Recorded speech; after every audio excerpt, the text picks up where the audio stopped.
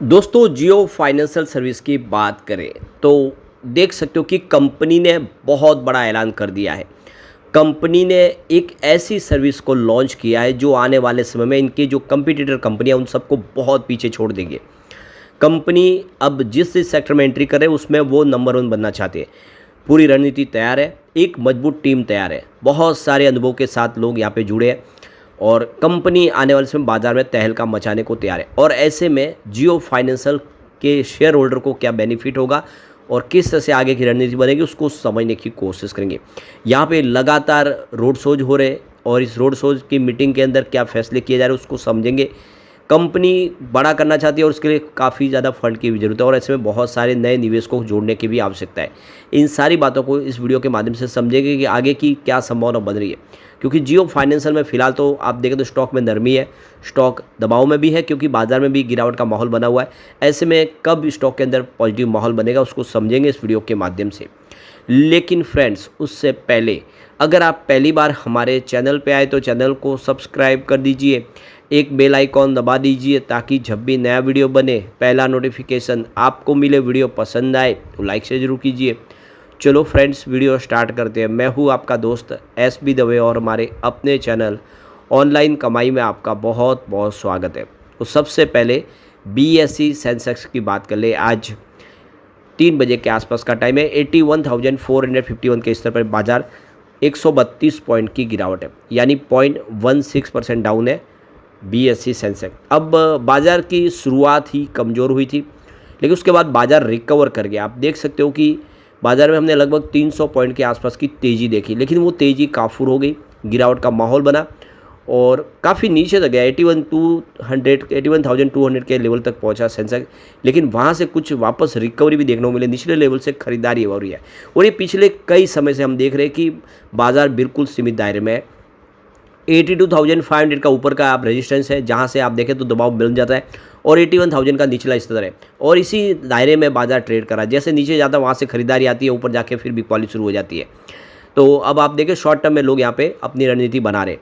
यहाँ पे Nifty financial service में भी गिरावट है। 26,412 के स्तर पे 39 पॉइंट की गिरावट है, यानी 0.15% डाउन है निफ्टी फाइनेंशियल सर्विस।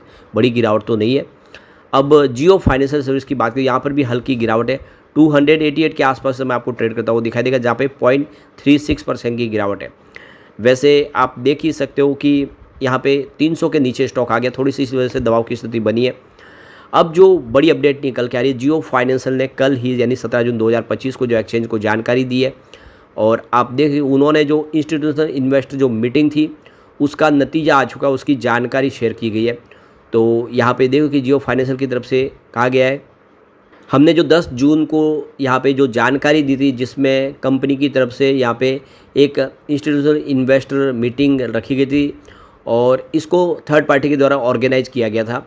तो अब ये मीटिंग कंप्लीट हो चुकी है, मीटिंग का नतीजा आ चुका है। तो कंपनी की तरफ से कहा गया है कि हमने इस मीटिंग के दौरान ऐसी कोई भी बातचीत नहीं की है, कोई ऐसा हमारे पास कोई अनुभव नहीं है कि जिसकी वजह से प्राइस सेंसिटिव इन्फॉर्मेशन हो, यानी जिसकी वजह से शेयरों की प्राइस में कोई अप डाउन हो।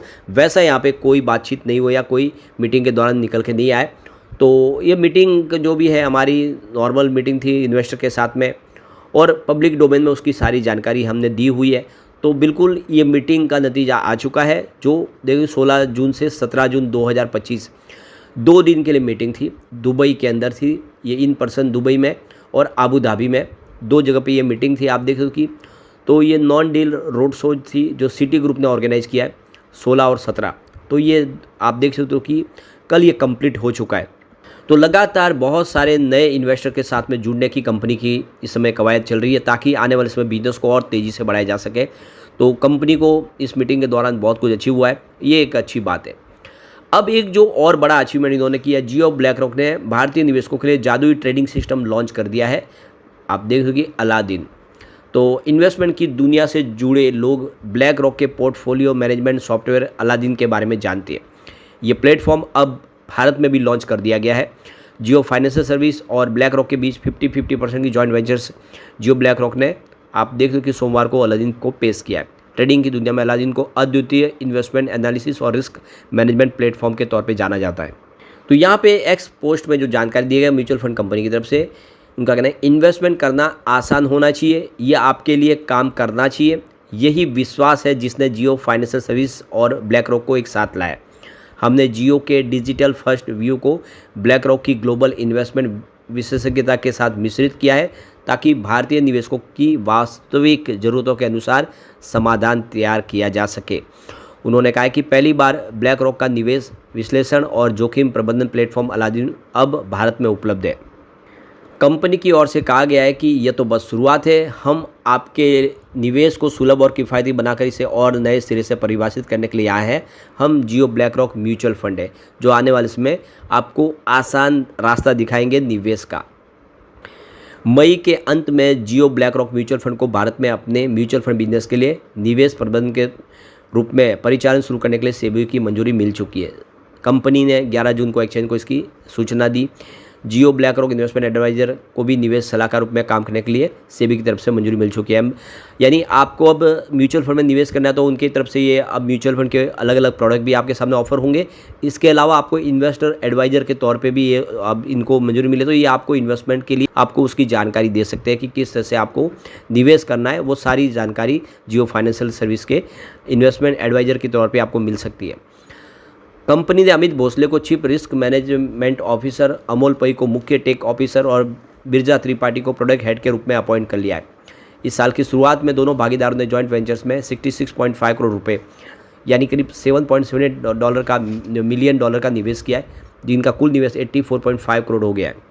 तो इस जॉइंट वेंचर की पहली बार घोषणा 26 जुलाई 2023 को की गई थी। अब जियो फाइनेंशियल सर्विस और ब्लैक रॉक ने भारत के एसेट मैनेजमेंट इंडस्ट्री में प्रवेश करने की योजना का खुलासा किया था तब, और अब उन्होंने एंट्री कर ली है। भारत के फंड मैनेजमेंट और म्यूचुअल फंड में उल्लेखनीय वृद्धि देखी जा रही है, जो हाल के वर्षों में डीमैट अकाउंट की बढ़ती संख्या के कारण है।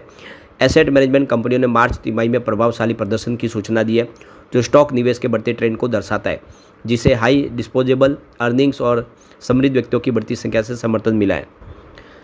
अनुमानों से फंड मैनेजमेंट इंडस्ट्रीज के लिए आशाजनक संभावनाएं दिखाई देती है, जिसमें भारत में हाई नेटवर्थ इंडिविजुअल की संख्या तेज़ी से वृद्धि हो रही है, जो अपने निवेश के लिए नए तरीके तलाश रहे।